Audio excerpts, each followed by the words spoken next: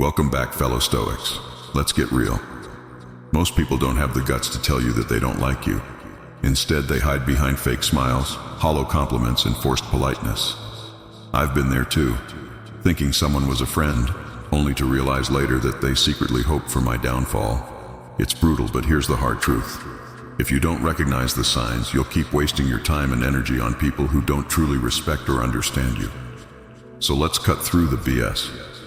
Today we're breaking down the real signs that someone dislikes you but is hiding it. Some of these might sting, but it's always better to face the truth than live in denial. Let's dive in. Number 1. They're always joking about your flaws. We all know that one person who just loves to joke, especially when the joke is on you. They'll pick at your quirks, your mistakes, the little things that make you, you. And they do it all with a smirk, saying, "Relax, I'm just messing with you."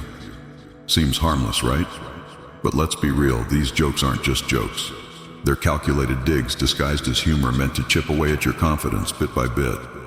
I remember someone in my life who always had something slick to say about how I dressed, how I spoke, even the projects I was working on. At first I laughed it off, thinking it was all in good fun. But over time I noticed a pattern. The jokes were never about my strengths, only my perceived weaknesses. And here's where it gets dark. People who constantly joke about your flaws aren't doing it out of affection. They're testing you. They're seeing how much disrespect you'll tolerate. It's a subtle form of manipulation, a way for them to assert dominance while keeping you in check. The worst part? They get away with it. Society has conditioned us to believe that if we can't take a joke, we're the problem. But let's flip that script. You have every right to set boundaries. True friends don't need to tear you down for a cheap laugh. They celebrate your strengths and help you work through your weaknesses without making you the punchline. I've seen it happen too many times. People let these kinds of jokes slide, thinking it's easier to keep the peace. But here's the truth. Allowing others to disrespect you, even as a joke, is a slippery slope. It starts with small comments, but over time those jokes wear you down, making you question your worth. And the more you allow it, the more they'll push until you're left doubting yourself. All because you didn't want to seem too sensitive. I had to learn this the hard way.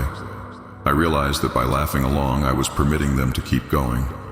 I was complicit in my disrespect.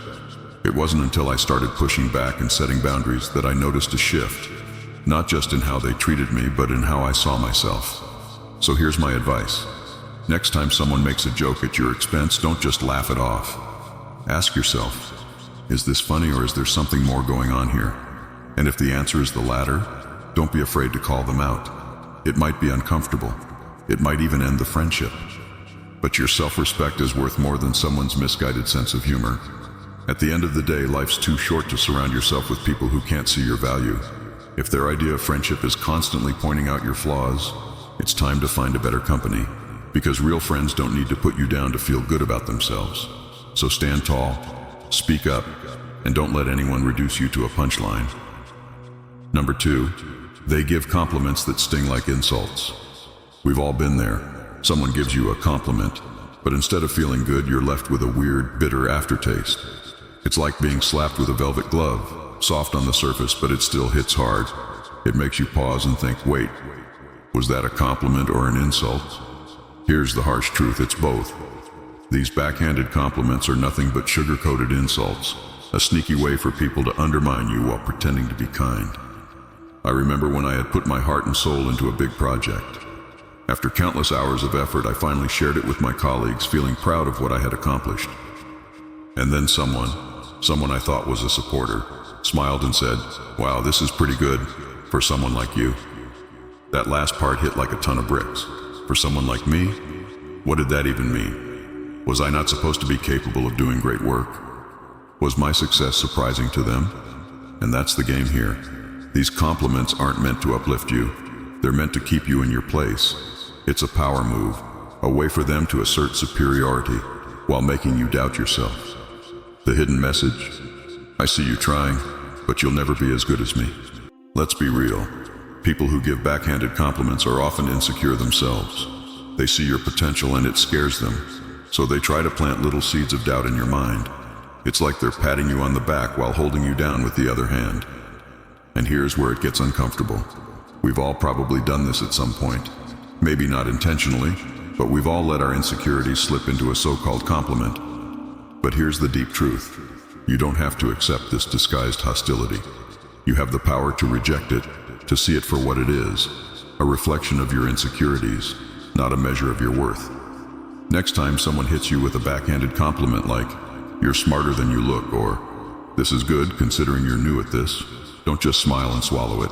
Instead, put them on the spot. Look them dead in the eye and ask, "Thanks, but what do you mean by that?" Watch how fast their confidence crumbles. They'll stutter, backtrack, or try to change the subject, because suddenly they're forced to confront the insult hidden in their words. Never let anyone's veiled negativity define you. Whether it's a fake friend, a jealous colleague, or even a family member, your worth isn't up for debate. A real compliment lifts you.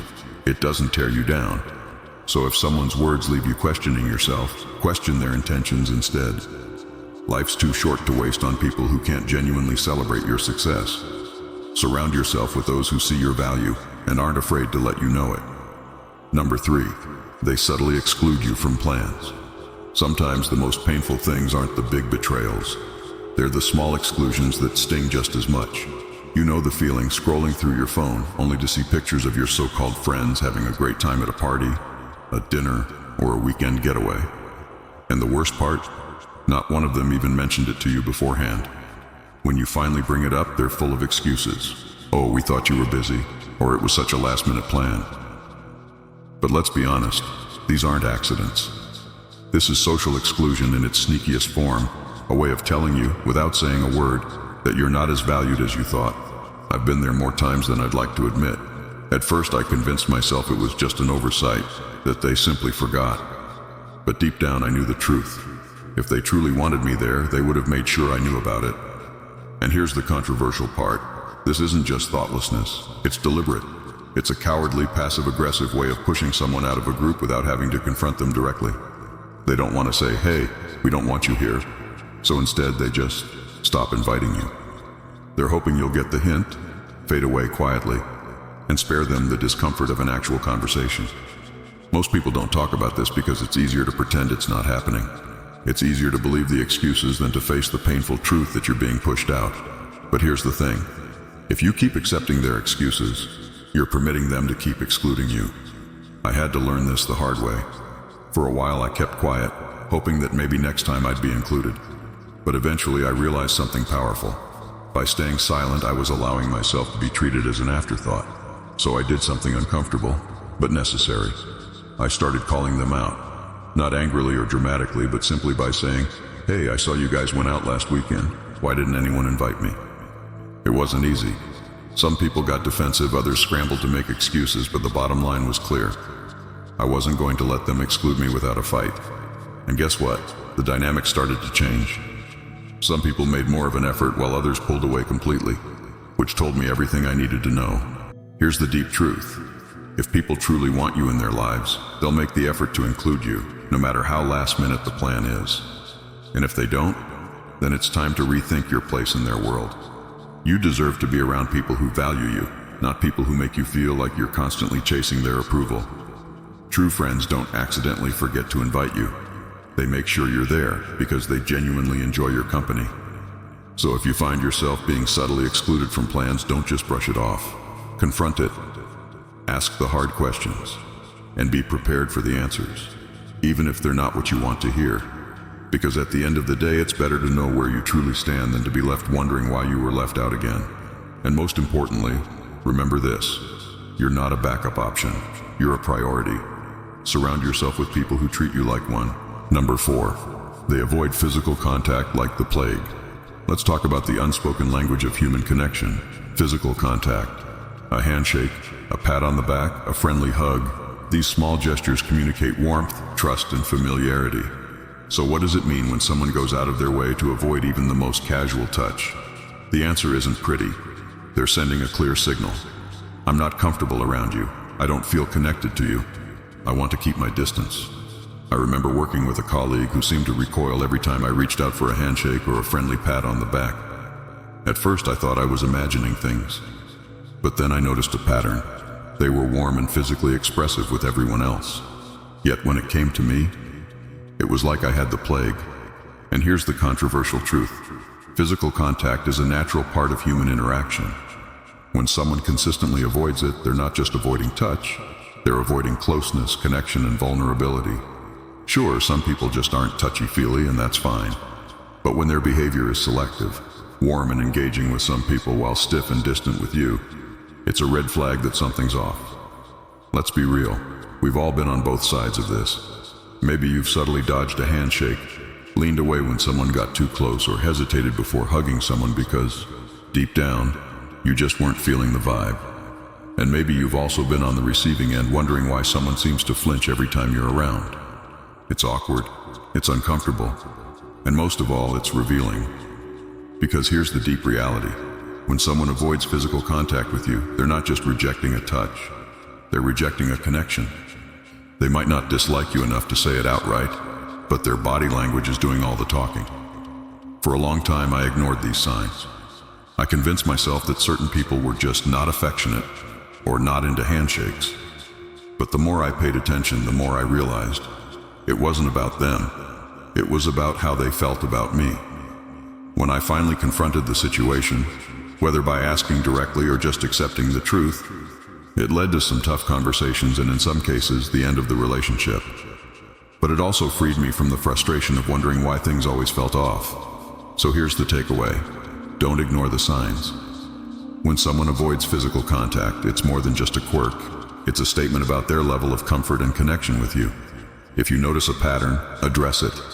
Sometimes a simple, "Hey, is everything okay between us?" can reveal the real issue. You deserve relationships where physical contact feels natural, not something to be avoided. Whether it's a friendly hug, a handshake, or just sitting close without awkwardness, these small gestures build trust and connection. At the end of the day, life's too short to chase after people who keep you at arm's length, literally and figuratively. Surround yourself with those who make you feel welcomed, valued, and comfortable. Number 5, they disappear when you need support. Let's get real. Nothing exposes the truth about a relationship like a crisis. When life hits hard, when you're at your lowest, you find out who your real friends are. So what does it say about someone when they suddenly vanish the moment you need them most? It's not just flakiness. It's a neon warning sign. They were never as invested in you as you thought. And let's be honest, when someone pulls a disappearing act during your darkest hours, it's not just hurtful, it's a betrayal. I learned this the hard way. I was going through a major personal crisis, something that shook me to my core. Naturally, I turned to the people I considered close friends. I didn't expect grand gestures, just a text, a call, some sign that they cared. But guess what? Crickets. Suddenly, the people I had been there for, the ones I comforted through breakups, family drama, and career setbacks, were nowhere to be found. Instead, I got excuses like, "I'm so swamped at work. Sorry, I'm just really busy right now. I'll check in later." Spoiler alert, they never did. The brutal truth is that some people only stick around for the good times. People love to talk about how they'll always be there for you, but when push comes to shove, a lot of them are only around when it's convenient. They'll party with you, laugh with you, enjoy the high points of your life. But the minute things get real, they disappear. Because it's easier to ghost you than to deal with your pain. And here's where it gets controversial. Most of the time, it's not that they don't know what to say. It's not that they're just really busy. It's that they don't care enough to show up when it matters. True support isn't about convenience. Real friends don't just show up when life is fun and easy. They show up when you're struggling, you're heartbroken, you feel like you're falling apart. And the people who disappear when you need them most, they're sending a clear message. Your problems aren't worth my time. That's a painful truth to swallow. I remember feeling gutted when I realized that people I had supported again and again couldn't be bothered to return the favor. But you know what? That was my wake-up call. Here's the deep message. Support is the foundation of any real relationship. It's easy to be around when everything is great. The real test is how people respond when things fall apart. If someone disappears when you need them, they weren't there in the first place. But don't let their absence make you bitter. Let it make you better. Use it as a filter to remove the fake friends and focus on the people who matter. The ones who check in, who show up, and who make the effort even when it's inconvenient. Here's my final thought. Life is too short to waste energy on fair weather friends. Surround yourself with people who stand by you in the storm, not just bask in the sunshine. Because when you find those rare individuals who don't disappear when the chips are down, you found something worth holding on to. And as for those who ghost you, let them go. They've already shown you who they are. Number 6, they gossip about you. Gossip. It's like social poison spreading faster than wildfire, ready to destroy trust and tear apart relationships in a heartbeat. The thing is, gossip is never as innocent as it seems. When someone you consider a friend talks behind your back, it's not just sharing stories or venting. It's a deliberate effort to undermine you, your reputation, and the relationship you thought you had. Let's be real. When they gossip about you, it's a clear sign that they don't respect you. No matter how friendly they act in front of you, their words behind your back tell a different story. I've been the subject of gossip too, and I'll tell you, it's one of the most gut-wrenching experiences. I remember confiding in someone I thought was a close friend. I needed to vent, to unload some of the emotional weight I was carrying. I trusted them to keep it between us. But within days, details of that conversation started circulating, twisted and exaggerated. It wasn't just a game of telephone. It was like my vulnerability had been weaponized against me. My private conversation became entertainment for others. The controversial truth. People who gossip about you aren't just venting. They're playing a power game, using your secrets to elevate themselves while tearing you down. All of this happens without them ever having to confront you directly. It's cowardly, manipulative, and toxic. They're not just damaging your reputation, they're destroying the very foundation of trust that any real relationship is built on. And here's another truth. People who gossip about others to you are guaranteed to gossip about you to others. It's a pattern, not a one-time thing. I've seen it happen so many times. The person who can't wait to spill everyone's secrets suddenly goes silent when they're around you. Guess what? They're probably spilling your tea when you're not around. The worst kind of betrayal. It's a betrayal, done in the shadows where you have no chance to defend yourself, or even know what's being said. It's done behind your back, so you're left in the dark, feeling powerless. I remember confronting the person who gossiped about me, expecting an apology or some kind of explanation. But instead, they acted like it was no big deal, brushing it off as just harmless talk. Here's the truth. Gossip is never harmless. It's betrayal. And what it says about the person spreading it says far more about them than it does about you. This one's intense. Gossip is a huge issue, and confronting it head-on is powerful.